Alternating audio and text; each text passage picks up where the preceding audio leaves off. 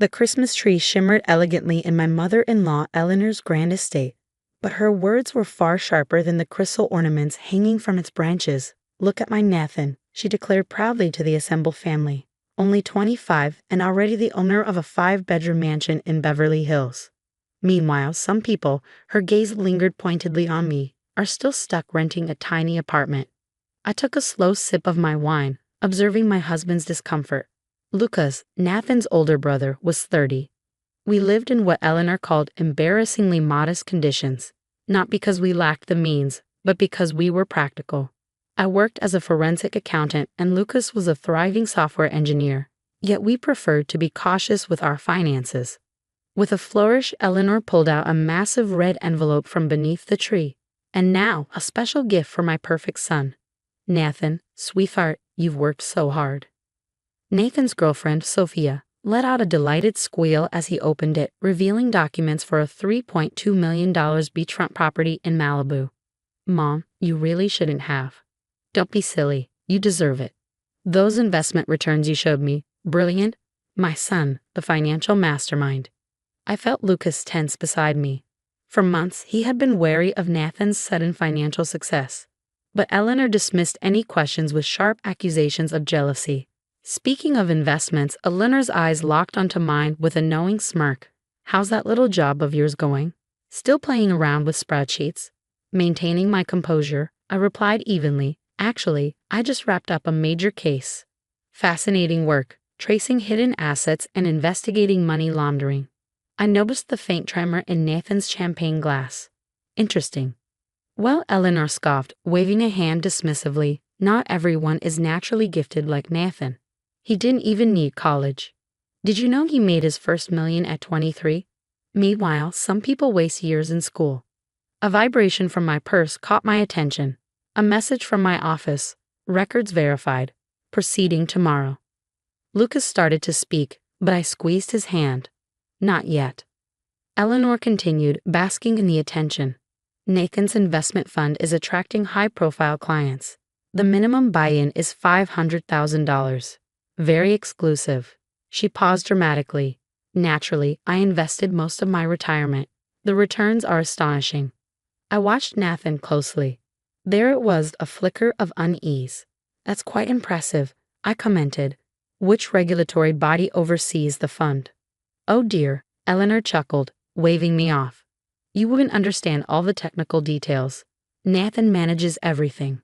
Don't you, darling?" Nathan forced a tight smile. "Mom, maybe we shouldn't discuss client matters." "Nonsense. Family should know about your success.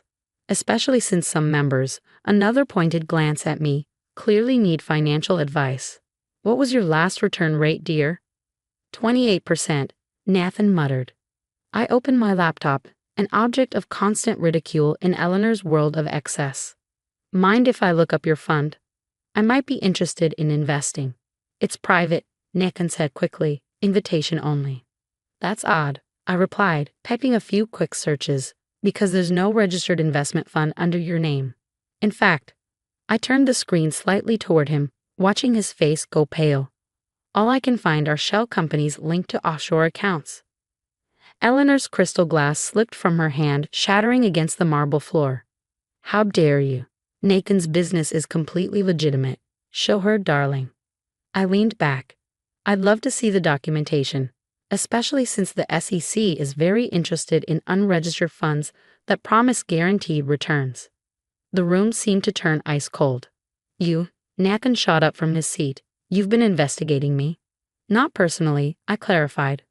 "But did you really think no one would notice? The shell companies, the circular transactions, the fact that 6 businesses are registered under your mother's home address." Lucas stood beside me, his voice calm but firm. "How much, Nathan?" "Don't answer that," Eleanor snapped. "This is absurd. You're just jealous. That's why you live in that tiny apartment counting other people's money while my Nathan has been running a Ponzi scheme," I finished, "using your retirement savings and his investors' money to create the illusion of wealth. The mansion, bought with laundered funds, the luxury cars, leased under fake companies, and now the beach house." My phone buzzed again. Right on time. "That's why you never visited the mansion, isn't it, Mom?" Lucas asked softly. You always met Nathan at restaurants or here, because it's not actually his. It's a short-term rental, isn't it, Nathan? Sophia's face drained of color as she grabbed her designer purse. Nathan, what are they talking about? A piercing sound cut through the heavy silence. Sirens. Mother, Nathan's voice cracked. I can explain. I calmly closed my laptop as federal agents stepped through the door. Actually, you'll be explaining to them. Eleanor collapsed into her designer armchair, watching in horror as her golden child was handcuffed in the middle of her pristine living room. This is your fault, she screeched at me, mascara streaking down her cheeks. You've always been jealous of my Nathan's success. I gathered my things, unaffected. No, Eleanor. I was simply doing my job. Maybe if you had spent less time flaunting his so-called success, and more time questioning where the money came from, you wouldn't have lost your retirement to your perfect son scam. Eleanor's face contorted. Lost my. She turned to Nathan, dawning horror in her eyes. What does she mean, lost my retirement? But Nathan was already being led away, leaving his mother to face the consequences of her blind faith. Lucas and I walked out of Eleanor's mansion for the last time, her sobs echoing behind us. Our apartment doesn't seem so small now, does it? I murmured. Lucas exhaled slowly, wrapping an arm around me. You knew? All this time? I had my suspicions, but when Eleanor bragged about putting her retirement into his fund, that's when I contacted the SEC. My phone buzzed once more. Additional accounts uncovered. Total fraud exceeds $50 million. The next morning, the headlines exploded. Financial prodigy arrested in $50 million Ponzi scheme. The images of Nathan's extravagant lifestyle, mansions, sports cars, yacht parties, suddenly became exhibits in a case of mass deception. At precisely 8 a.m., my office phone rang. Eleanor's voice, thick with rage and desperation, exploded through the speaker. You've ruined everything. The country club revoked my membership. My friends won't answer my calls. How could you do this to our family? I remained steady, years of handling fraud victims sharpening my tone. I didn't do this, Eleanor. Nathan did when he decided to steal from his own mother. He was going to pay it back. He just needed time. With what money? The mansion was rented. The cars were leased under fake names. Even his designer suits were bought with stolen funds. There was a heavy pause. But the beach house was bought with money from his latest victims, including your retirement fund. The silence that followed was suffocating. In the weeks that followed, Nathan's entire fraudulent operation was exposed. His first targets were Eleanor's wealthy friends, using her glowing endorsements to gain their trust. Each new investment helped pay off previous ones, perpetuating the illusion of prosperity. Eleanor, unknowingly, had fueled his scheme with her constant boasting about his success. James and I were having dinner in our tiny apartment when the next disaster hit. The doorbell rang. Standing there was Eleanor, her designer bags at her feet. Makeup smudged. They're taking my house, she whispered, her voice breaking. All my accounts are frozen. I have nowhere else to go. James looked at me with pleading eyes. Despite everything, she was still his mother. The guest room is small, I finally said. Nothing like your mansion. Eleanor dragged her Louis Vuitton suitcase into our modest guest room, her face a mask of humiliation. I still don't understand, she muttered. Nathan said the returns were guaranteed. That should have been your first red flag, I said, setting up her room. No legitimate investment can guarantee returns. Do you want to hear what else I found? She slumped onto the twin bed, a far cry from her king-size designer mattress. Tell me. I pulled out my laptop. Nathan started by borrowing money from college friends. He used their funds to create the illusion of wealth, rented cars, borrowed watches, staged photos in other people's homes. Your bragging convinced your friends to invest. Their money paid fake returns to earlier investors and funded his luxurious lifestyle. But the mansion tours, the investment meetings, completely staged. He'd rent luxury properties for a day and hire actors to pretend they were satisfied investors. That's why you were never allowed to show up unannounced. Eleanor's perfectly manicured hands trembled. My retirement fund was used to purchase the beach house you gave him for Christmas. He needed a real asset to show his investors. The property records would have exposed the truth, but you never checked. A knock at the door interrupted us. FBI agents had more questions about Nathan's operation. As they spoke to Eleanor, her composed facade crumbled. "I told everyone to invest," she sobbed. "My best friend Margaret put in her late husband's life insurance money. The Petersons invested their grandchildren's college funds. All because I couldn't stop writing about my perfect son." The investigation uncovered even more victims. Nathan's girlfriend, Sophia, had invested her trust fund. Eleanor's sister had remortgaged her house. All gone, used to maintain the illusion of success that Eleanor had so proudly broadcasted. Months passed. Our tiny apartment became Eleanor's refuge as her world fell apart.